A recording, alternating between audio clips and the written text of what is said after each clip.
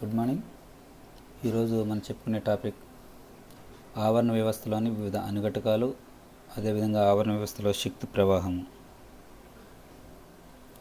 అసలు ఆవరణ వ్యవస్థ అంటే ఏంటి? మొక్కలు వాటి పరిసరాలకి మధ్య ఉన్న సంబంధాన్ని అధ్యయనం చేయు శాస్త్రాన్ని ఆవరణ శాస్త్రం అంటారు. పరిసరాలలో సజీవులు నిర్జీవులు కలిసి ఒక సంక్లిష్ట ప్రక్రియని నిర్వహిస్తూ ఉంటాయి. దీన్ని ఆవరణ వ్యవస్థ అంటారు. ఆవరణ వ్యవస్థ అంటే సంక్లిష్టమైనటువంటి నిర్జీవుల సజీవుల నిర్మాణం అని ఏజీ ట్రాన్స్లే ప్రతిపాదించాడు. 1859లో ఫ్రెంచ్ జంతు శాస్త్రవేత్త అయినటువంటి హిలరీ జీవుల మధ్య సంబంధాలు అధ్యయనం చేసే శాస్త్రాన్ని ఈథాలజీ అని, దాదాపు అదే సమయంలో సెయింట్ జాక్సన్ న్యూవార్ట్ అనే శాస్త్రవేత్త హెక్సికాలజీ అనే పదాన్ని ప్రవేశపెట్టాడు. హెక్సికాలజీ అనగా జంతువులకు వాటి పరిసరాలకు మధ్య ఉన్నటువంటి సంబంధాలని అధ్యయనం చేయడం. ఇకాలజీ అనే పదం గ్రీకు భాష నుంచి వచ్చింది. గ్రీకు భాషలో ఒయికోస్ అంటే ఇల్లు అని, లాగస్ అంటే అధ్యయనం అని అర్థం. ఆ విధంగా ఒయికోస్ అంటే ఇల్లు పరిసరాల ప్రాంతాల్లో ఉన్నటువంటి ఆవరణం మధ్య ఉన్నటువంటి సంబంధాన్ని అధ్యయనం చేయడం. ఈ రెండు పదాలను కలిపి ఈకాలజీ అనే పదాన్ని ఏర్పరిచారు. 1886లో జర్మనీ శాస్త్రవేత్త ఎర్నెస్ట్ హకెల్ ఈకాలజీ జీవులకు పరిసరాలకు మధ్య ఉండే పరస్పర సంబంధం అధ్యయనం చేసే శాస్త్రాన్ని అభివర్ణించాడు. 1905లో ఈ శాస్త్రాన్ని మొట్టమొదటిసారిగా మొక్కలకి అన్వయించారు. ప్రకృతి నిర్మాణము విధులు అధ్యయనం చేయడాన్ని ఆవరణ వ్యవస్థ అని ఓడమ్ ప్రతిపాదించడం జరిగింది. ఎవరు ఏ ప్రతిపాదన చేసినప్పటికీ జీవులకు పరిసరాలకు మధ్య ఉన్నటువంటి పరస్పర సంబంధాన్ని అధ్యయనం చేయడమే ఆవరణ వ్యవస్థ లేదా ఆవరణ శాస్త్రం ముఖ్య ఉద్దేశం. ఆవరణ శాస్త్రంలో వివిధ అనుఘటకాలు. ఆవరణ శాస్త్రంలో రెండు ప్రధానమైనటువంటి అనుఘటకాలు ఉంటాయి. అవి నిర్జీవ అనుఘటకాలు, జీవ అనుఘటకాలు. నిర్జీవ అనుఘటకాలు అంటే జీవం లేనటువంటి అనుఘటకాలు. ఈ మూడు రకాలు: వాతావరణ కారకాలు, నిరేంద్రియ కారకాలు లేదా పదార్థాలు, కర్బన సంయోగ పదార్థాలు. కాంతి, ఉష్ణోగ్రత, నీరు మొదలైనవి అన్నీ కూడా వాతావరణ సంబంధ కారకాలు. Nitrogen, hydrogen, oxygen, phosphorus, sulphur, calcium మొదలైనవన్నీ కూడా నిరేంద్రియ పదార్థాలు. కార్బోహైడ్రేట్లు, ప్రోటీన్లు, విటమిన్లు, కేంద్రకామలాలు, కొవ్వులు ఇవన్నీ కూడా కర్బన సంయోగ పదార్థాలు. ఈ మూడింటిని నిర్జీవ అనుఘటకాలుగా పరిగణిస్తారు. జీవ అనుఘటకాలు అంటే ఇవి రెండు: ఉత్పత్తిదారులు, వినియోగదారులు.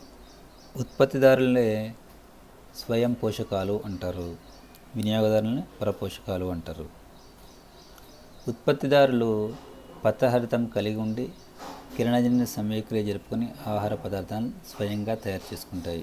వీటిని ఉత్పత్తిదారులు. వీటిని ట్రాన్స్లేటర్లు లేదా కన్వర్టర్లు అంటారు.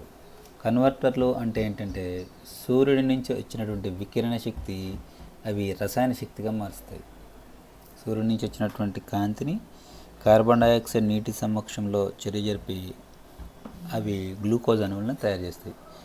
ఈ గ్లూకోజ్ అణువులే శక్తిని ఇవ్వడం జరుగుతుంది. కాబట్టి వీటిని కన్వర్టర్స్ అంటారు. వికిరణ శక్తిని రసాయన శక్తిగా మారుస్తాయి. వీటిని మొక్కలు అంటారు. ఆవరణ వ్యవస్థలో ఆహారాన్ని ఉత్పత్తి చేసేవి మొక్కలు కాబట్టి మొక్కల్ని ఉత్పత్తిదారులు అంటారు. వీటిని స్వయం పోషకాలు. రెండవది పరపోషకాలు లేదా వినియోగదారులు. ఆహార పదార్థాలను స్వయంగా తయారు చేసుకోలేక ఇతర వాటి మీద ఆధారపడే పరపోషకాలను వినియోగదారులు అంటారు. ఇవి ప్రధానంగా రెండు రకాలు: ఒకటి స్థూల వినియోగదారులు, రెండు సూక్ష్మ వినియోగదారులు. స్థూల వినియోగదారులకు వస్తే ఆహార పదార్థాలను మింగి జీర్ణించుకుని వినియోగదారులను స్థూల వినియోగదారులు అంటారు. స్థూల వినియోగదారులను వాటి ఆహార అవసరము, వాటి ఆహార వినియోగాన్ని బట్టి మూడు రకాలు. ఇవి ప్రాథమిక వినియోగదారులు, ద్వితీయ వినియోగదారులు, తృతీయ వినియోగదారులు. ప్రాథమిక వినియోగదారులు ఉత్పత్తిదారులపైన ప్రత్యక్షంగా ఆధారపడే వినియోగదారులను ప్రాథమిక వినియోగదారులు అంటారు. ఇవి మొక్క వేర్లు, కాండం, పత్రాలు, పుష్పాలు, ఫలాలు అన్నింటినీ ఆహారంగా తీసుకుంటాయి. వీటిని శాకాహారులు లేదా హెర్బివోర్స్ అని కూడా అనవచ్చు. రెండవది ద్వితీయ వినియోగదారులు. ప్రాథమిక వినియోగదారులపైన ప్రత్యక్షంగా, ఉత్పత్తిదారులపైన పరోక్షంగా జీవించే వినియోగదారులను ద్వితీయ వినియోగదారులు అంటారు. ఇవి వృక్షాలపైన లేదా ప్రాథమిక వినియోగదారులపైన ఆధారపడి సర్వభక్షాహారులుగా బ్రతుకుతాయి. ఇవి మాంసాహారులు కాబట్టి వీటిని కార్నివోర్స్ అంటారు. అంటే చిన్న చేపలను తినే పెద్ద చేపలు, చిన్న చిన్న జంతువులను తినే కుక్కలు, నక్కలు, పిల్లులు, మానవుడు వీరందరూ కూడా ద్వితీయ వినియోగదారులకు వస్తారు. తృతీయ వినియోగదారులు. ప్రథమ వినియోగదారులు ద్వితీయ వినియోగదారులను ఆహారంగా స్వీకరించే వినియోగదారులను తృతీయ వినియోగదారులు అంటారు. దీన్ని ఉన్నత శ్రేణి వినియోగదారులు అని కూడా అంటారు. ఎగ్జాంపుల్ సింహం, పెద్ద పులి, చిరుతపులి, రాపందు ఇవన్నీ కూడా ఏంటంటే తృతీయ వినియోగదారులు. ఈ మూడింటిని స్థూల వినియోగదారులు అంటారు. సూక్ష్మ వినియోగదారులు అంటే తక్కువ పరిమాణంలో, ఆకారంలో, పరిమాణంలో చిన్నగా ఉండి తక్కువ పరిమాణంలో శక్తిని వినియోగించుకునే వాటిని సూక్ష్మ వినియోగదారులు అంటారు. సాధారణంగా వీటిని విచ్ఛిన్నకారులు అని కూడా అంటారు. వృద్ధి చెందినటువంటి జంతువృక్ష మృత కళేబరాల్లో ఉన్నటువంటి సంక్లిష్ట సేంద్రియ పదార్థాలను ఇవి సరళ సేంద్రియ పదార్థాలుగా మారుస్తాయి. ఎగ్జాంపుల్ పూతికాహార బ్యాక్టీరియాలు, రెండవది యాక్టినోమైసిటిస్ బ్యాక్టీరియాలు, శిలీంధ్రాలు. సో ఈ విధంగా మనకి ఉత్పత్తిదారులు, వినియోగదారులు వీరందరూ కూడా జీవ అనుఘటకాల్లో వస్తారు. అసలు ఆవరణ వ్యవస్థలో శక్తి ప్రవాహం ఏ విధంగా జరుగుతుంది? ఆవరణ వ్యవస్థలో శక్తికి మూలాధారం సూర్యుడు. ఉష్ణగతిక శాస్త్రం ప్రకారం శక్తిని సృష్టించలేము, నశింపజేయలేము. కానీ శక్తిని ఒక రూపం నుంచి మరొక రూపంలో మార్చవచ్చు. ఆవరణ వ్యవస్థలో శక్తి ప్రవాహం ఎల్లప్పుడూ కూడా ఏకసవ్య దిశ లేదా ఏకరీతిలో ఉంటుంది. అయితే శక్తి ఒక పోషక స్థాయి నుంచి మరొక పోషక స్థాయికి శక్తి చేరుతున్నప్పుడు శక్తి ప్రవాహం క్రమంగా తగ్గుతూ ఉంటుంది.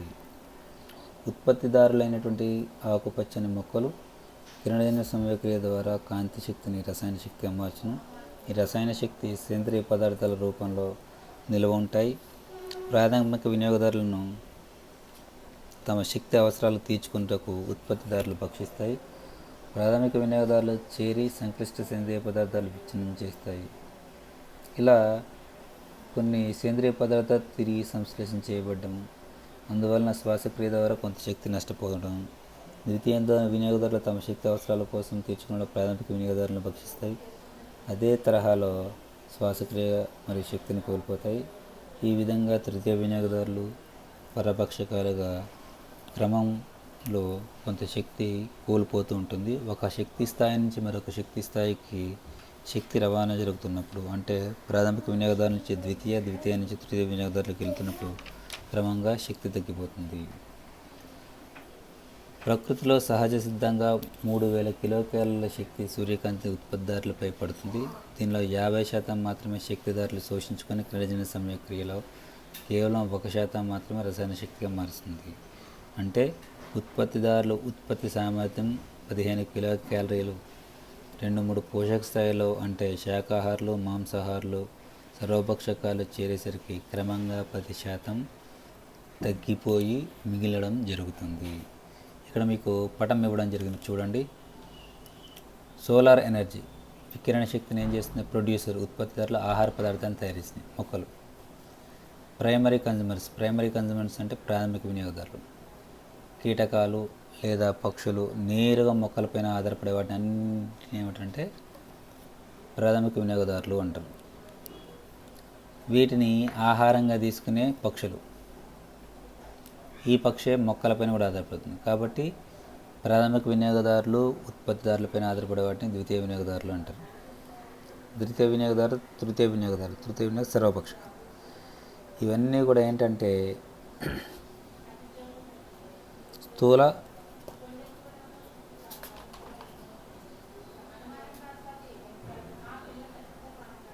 వినియోగదారులు. స్థూల వినియోగదారులు అంటే ప్రాథమిక, ద్వితీయ, తృతీయ వినియోగదారులు స్థూల వినియోగదారులు అంటారు.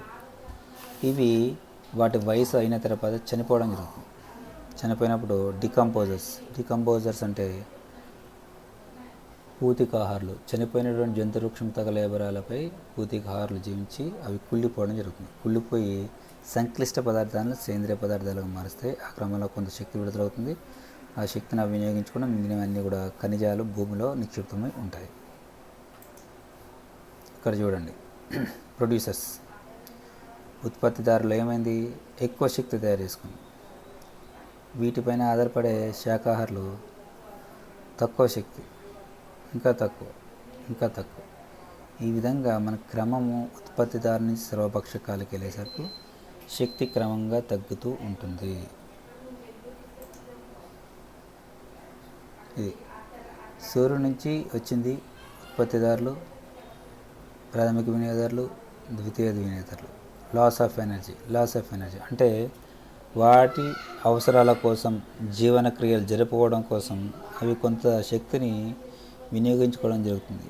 ఆ వినియోగించుకున్న శక్తి ఉష్ణ రూపంలో వాటిలో నిక్షిప్తం ఉంటుంది. కానీ శక్తి ఒక శక్తి స్థాయి నుంచి మరొక శక్తి స్థాయికి రవాణా జరగదు. ఆహారపు గొలుసు ఒక ఆవరణ వ్యవస్థలో ఉత్పత్తిదారుల నుంచి వివిధ రకాల వినియోగదారులు జరిగే ఆహార పదార్థాల రవాణా ఆహారపు గొలుసు అంటారు. ఆకుపచ్చని మొక్కలపైన ఉత్పత్తిదారులు సూర్యరశ్మి సమక్షంలో కిరణజన్య సమయక్రియ జరుపుకొని ఆహార పదార్థాలను తయారు చేసుకుంటాయి. వీటిని ఉత్పత్తిదారులు అంటారు. వీటిని ప్రాథమిక వినియోగదారులు వినియోగించుకుంటాయి. ప్రాథమిక వినియోగదారులను ద్వితీయ వినియోగదారులను ఆహారంగా తీసుకుంటాయి. ద్వితీయ వినియోగదారులను తృతీయ వినియోగదారులు ఆహారంగా తీసుకుంటాయి. ఈ విధంగా ఒక జీవి నుంచి మరొక జీవికి ఆహారం సమకూరుస్తుంది. సాధారణంగా ఇట్టి ఆహారపు గొలుసులని వాటి వినియోగాన్ని బట్టి 3 రకాలుగా విభజించారు. గ్రేజింగ్ ఆహారపు గొలుసు, పరాన్నజీవి ఆహారపు గొలుసు, డెట్రిటస్ ఆహారపు గొలుసు. గ్రేజింగ్ ఆహారపు గొలుసు అంటే ఉత్పత్తిదారులతో ప్రారంభమయ్యే ఆహారపు గొలుసును గ్రేజింగ్ ఆహారపు గొలుసు అంటారు. భౌమావరణ వ్యవస్థలో గ్రేజింగ్ ఆహారపు గొలుసును ఈ విధంగా చూపిస్తారు. ఇక్కడ పటంలో చూస్తే ఉత్పత్తిదారులు, ప్రాథమిక, ద్వితీయ, తృతీయ వినియోగదారులు. సో ఇవేమవుతాయి, చనిపోవడం జరుగుతుంది. చనిపోవడం తిరిగి ఇదంతా కూడా ఒక రకమైన ప్రక్రియ. పరాన్నజీవ ఆహారపు గొలుసు. పరాన్నజీవి అంటే పెద్ద పెద్ద జీవులను చిన్న జీవులు ఆహారంగా రవాణా జరుగుతుంది. ఇటు ఆహారపు గొలుసును పరాన్నజీవ ఆహారపు గొలుసు అంటారు. వృక్షాలు, వృక్షాలపైన కీటకాలు, కీటకాలపైన పక్షులు, ఆ పక్షులపైన జీవించే పరాన్నజీవులు. అంటే ఉత్పత్తిదారుల సంఖ్య 1, ప్రాథమిక వినియోగదారుల సంఖ్య ఎక్కువ, వాటిపైన జీవించే పరాన్నజీవుల సంఖ్య మరింత ఎక్కువగా ఉంటుంది.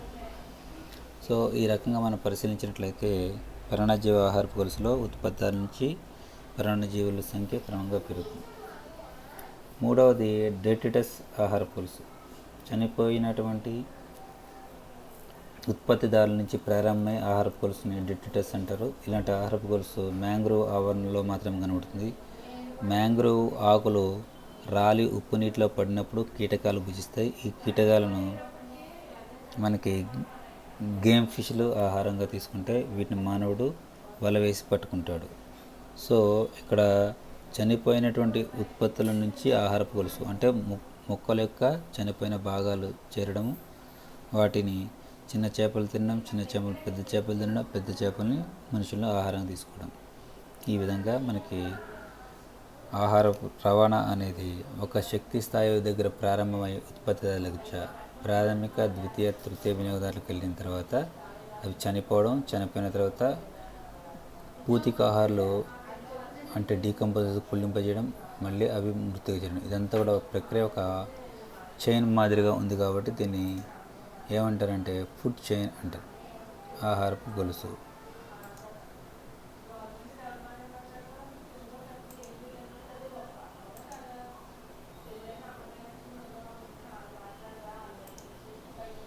ఇది ఒక పటం చూడండి.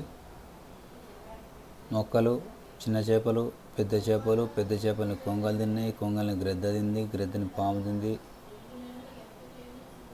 గ్రద్ద. మళ్ళీ ఉత్పత్తిదారులు కీటకాలు, కప్పలు, పాములు, గ్రద్దలు, మొక్కలు, జింకలు, సింహాలు. ఇట్లా 3 రకాల వాటిలో ఉత్పత్తిదారు నుంచి సర్వభక్షకాలకు వెళ్ళేసరికి శక్తి అనేది క్రమంగా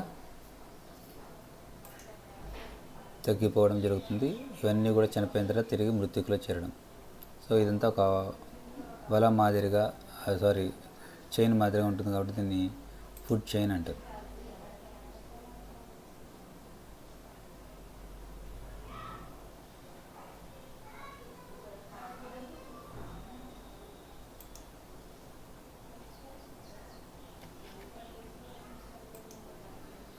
ఇది ఒక పటం చూడండి. ఉత్పత్తిదారులు గడ్డి మొక్కలు, ప్రాథమిక వినియోగదారుడు, ద్వితీయ వినియోగదారుడు, తృతీయ వినియోగదారుడు, సర్వభక్షకాలు, చనిపోయినటువంటి డికంపోజర్స్, పూతికాహారులు.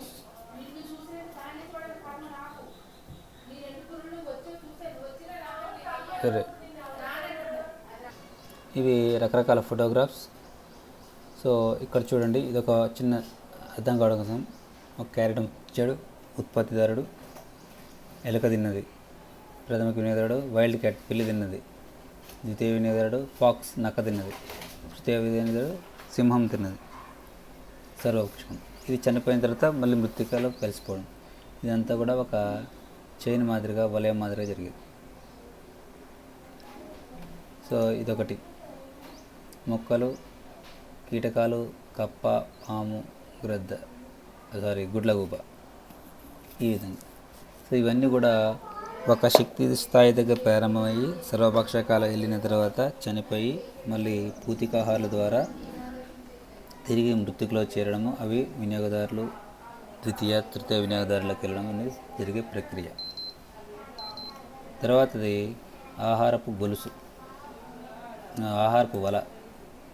ఇక్కడ చూడండి, ఒక ఆవరణ వ్యవస్థలో ఆహారపు గొలుసులు అనేక ఉంటాయి. ఇవి స్వతంత్రంగా ఉండవు.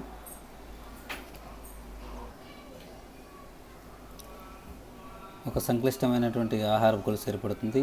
ఈ ఆహారపు గొలుసు సంక్లిష్టాన్ని ఆహారపు వల అంటారు. ఒక ఆవరణ వ్యవస్థలో ఉత్పత్తిదారులు వివిధ రకాల వినియోగదారులుగా ఉంటాయి. ఈ వినియోగదారుల ఆహారపు అలవాట్లు ఒకే రకంగా ఉండవు. ఒక జీవి ఆహారం కోసం ఒక నిర్దిష్ట లేదా ఒక విశిష్టమైన జీవిపై ఆధారపడి ఉండకుండా ఇతర జీవులపై కూడా ఆధారపడి ఉంటుంది. ఉదాహరణకి పచ్చిక బయళ్ళ ఆవరణ వ్యవస్థలో ఆహార జాలం కనుక పరిశీలిస్తే, పచ్చిక బయళ్ళ ఆవరణ వ్యవస్థలో గడ్డి మొక్కలు, గింజల్లో మిడతలు, కుందేళ్ళు, ఎలుకలు భక్షిస్తాయి. ఎలుకలను గ్రద్ద లేదా పాము భక్షిస్తాయి. గ్రద్దలు తొండను, కుందేలును, ఎలుకను, పామును కూడా భక్షిస్తాయి. కనుక ప్రకృతిలో ఒక రకమైన జీవులు మరొక రకమైన జీవులపై నియంత్రణ చేస్తాయి. ఫలితంగా ప్రకృతిలో సమతుల్యత కాపాడుతుంది. ఉదాహరణను, బల్లులు, తొండల సంఖ్య తగ్గినట్లయితే మిడతల సంఖ్య పెరుగుతుంది. ఈ మిడతలు పంట పొలాలను నాశనం చేస్తాయి. కాబట్టి వాటి సంఖ్య నియంత్రించడానికి మనకి వివిధ శక్తి స్థాయిల్లో ప్రాథమిక వినియోగదారుడు, ద్వితీయ వినియోగదారుడు యొక్క స్థానాన్ని మార్చుతూ ఉంటారు. ఇక్కడ మీరు కనుక పరిశీలించినట్లయితే ఇవన్నీ కూడా ఉత్పత్తిదారులపై ఆధారపడేవి. ర్యాట్, ఎలుకలు, పక్షులు, కప్పలు, కీటకాలు, ఇతర శాకాహార జంతువులు. ఈ అన్నింటినీ ఆహారంగా తీసుకున్న ద్వితీయ వినియోగదారులు కొన్ని సందర్భాల్లో 2వ స్థానంలో ఉండొచ్చు, లేదా నేరుగా 3వ స్థానంలో వాడు 2వ స్థానంలోకి వచ్చి చేరవచ్చు. వీటన్నిటిని అమర్చినప్పుడు మనకి ఒక రకమైనటువంటి చిక్కుబడినటువంటి వల వంటి నిర్మాణం ఏర్పడుతుంది. కాబట్టి దీన్ని ఆహారపు వల అంటారు. ఇదొక రకమైనటువంటి పటము, ఇదొక రకమైనటువంటి పటం. ఇది కూడా అంతే. మొక్కలు, ప్రాథమిక వినియోగదారులు, ద్వితీయ వినియోగదారులు. ఈ ద్వితీయ వినియోగదారులే కొన్ని తృతీయ వినియోగదారులుగా మారారు. తృతీయ వినియోగదారులు ద్వితీయ వినియోగదారులుగా ఉండడం జరిగింది. సో ఈ విధంగా ఉత్పత్తిదారుల నుంచి సర్వభక్షకాలు వెళ్ళినప్పుడు ప్రాథమిక, ద్వితీయ, తృతీయ వినియోగదారులు కొన్ని సందర్భాల్లో ద్వితీయ వినియోగదారులు తృతీయ వినియోగదారులుగా మారుతారు, లేదా తృతీయ వినియోగదారులే నేరుగా ప్రాథమిక వినియోగదారులుగా మారడం జరుగుతుంది. కాబట్టి ఒక విశిష్టమైన జీవిపైన ఆధారపడకుండా వాటికి తగినటువంటి వాటికి ఆ సమయంలో ఉన్నటువంటి ఆహార లభ్యతను బట్టి అవి మార్చుకుంటూ ఉంటాయి.